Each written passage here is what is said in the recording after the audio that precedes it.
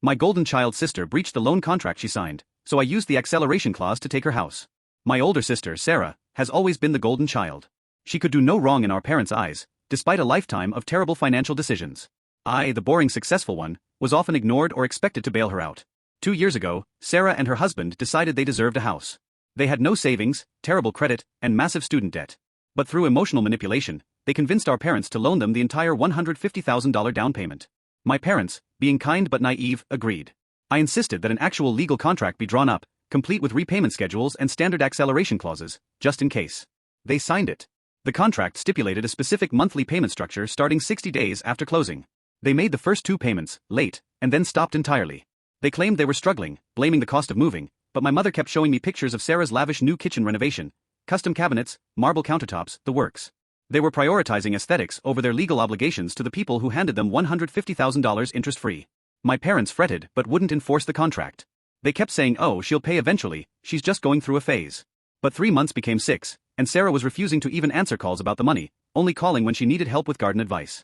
I handle my parents' investment portfolio and general finances, as they are aging and often overwhelmed. I sat them down and explained that Sarah was not just late, she was a material breach of a fully executed contract. If they didn't enforce it, they were committing financial self-sabotage.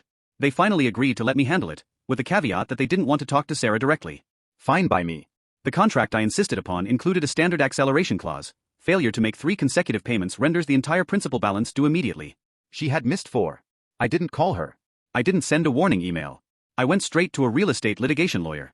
I presented the signed loan documents and the bank statements showing 4 consecutive non-payments. The lawyer confirmed that under state law and the contract terms, we had immediate standing to demand the full principal and begin foreclosure proceedings if she didn't comply within 30 days. We sent the certified letter. When Sarah received the demand letter from a law firm, she absolutely exploded. She called my parents sobbing, screaming that I was ruining her life and forcing them out of their dream home. She played the victim perfectly, blaming me for being cruel and heartless. My parents wavered for about an hour, but I stood firm.